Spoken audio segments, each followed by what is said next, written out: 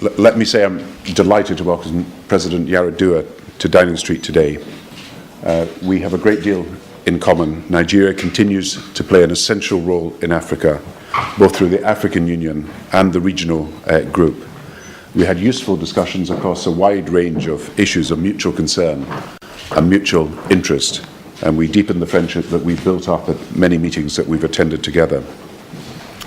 We all know how much families are suffering as a result of the high price of fuel and food. That is why today the Chancellor has decided to postpone the 2p rise in fuel duty.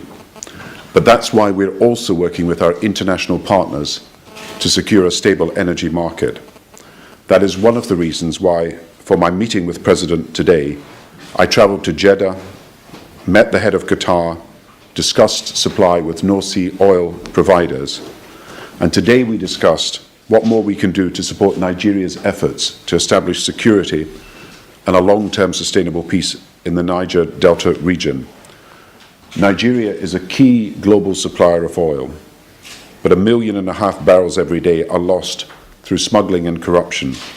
And this deprives the government of Nigeria, the people of Nigeria, of oil revenue to lift Nigerians out of poverty. And of course, the substantial size of that loss has a major effect on the global economy. So I'm promising that the UK will work with the Nigerian authorities to ensure oil production can bring prosperity to Nigeria, including improved livelihoods for the people of the Niger Delta. Our Department of International Development has offered assistance to the core Niger Delta state governors on supporting robust and accountable financial systems at state level. And the UK will also work with the government of Nigeria to identify a training and advisory support package which could help improve the Nigerian capability to provide security in the Delta. Like the President, we are clear that the solution to the instability lies in political processes, stronger central government capacity, and I welcome the President's commitment to the peace process in the Delta. It will address the need for reconciliation between all parties and can deliver improved development across the region. We stand ready to help. We also discussed the issue of Zimbabwe. We both expressed our strong common commitment to ensuring Zimbabwe's government reflects the wishes of the people of Zimbabwe. And I welcome the leadership that the President has shown in the African Union and other international bodies. Finally, I am also pleased to confirm today 50 million of funding for Nigeria to tackle malaria to help to save 200,000 lives.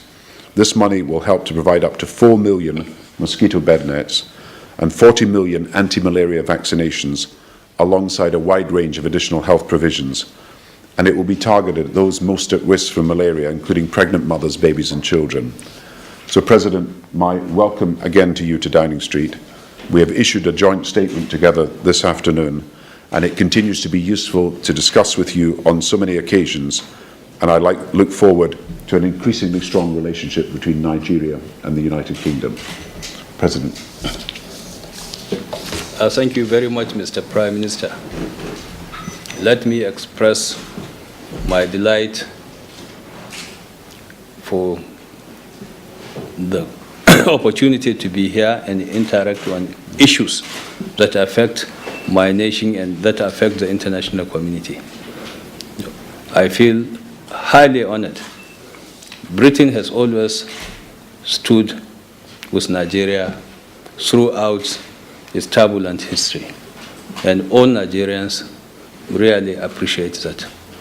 And our discussions today also confirms this bond of friendship and brotherhood and the readiness of the British government to help Nigeria sort out and solve its most pressing problems, those of malaria, polio,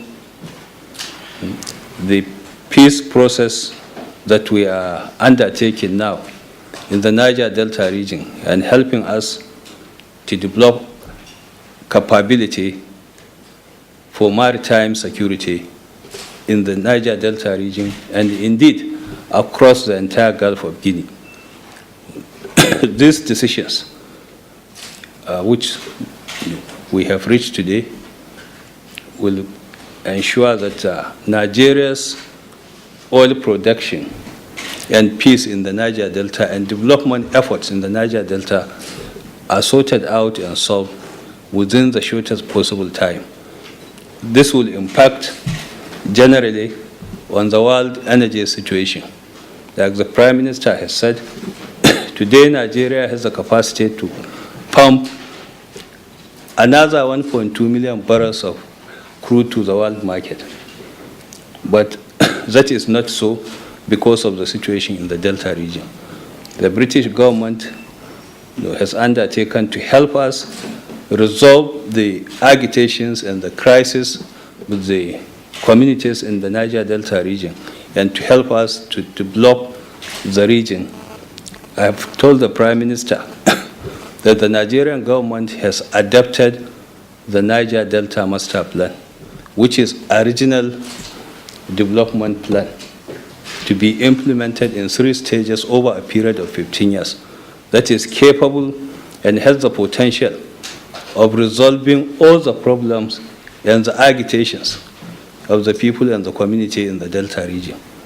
And right now, we are working to have a summit on the Niger Delta with all stakeholders to chart out a program for peaceful resolution of the crisis.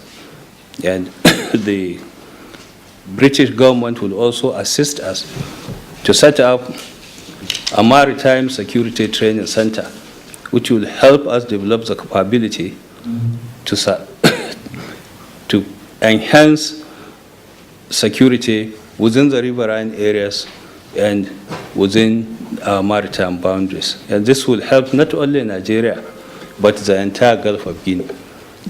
I want to thank you again, Mr. Prime Minister. It has been a great honor and a great pleasure to be here at number 10 Downing Street.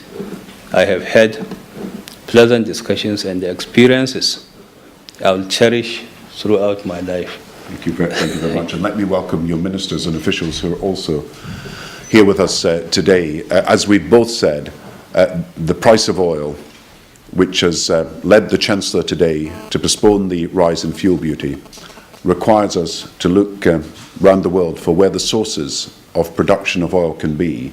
And one of the areas where we can make greatest progress most quickly is increasing the oil production of the Nigerian Delta.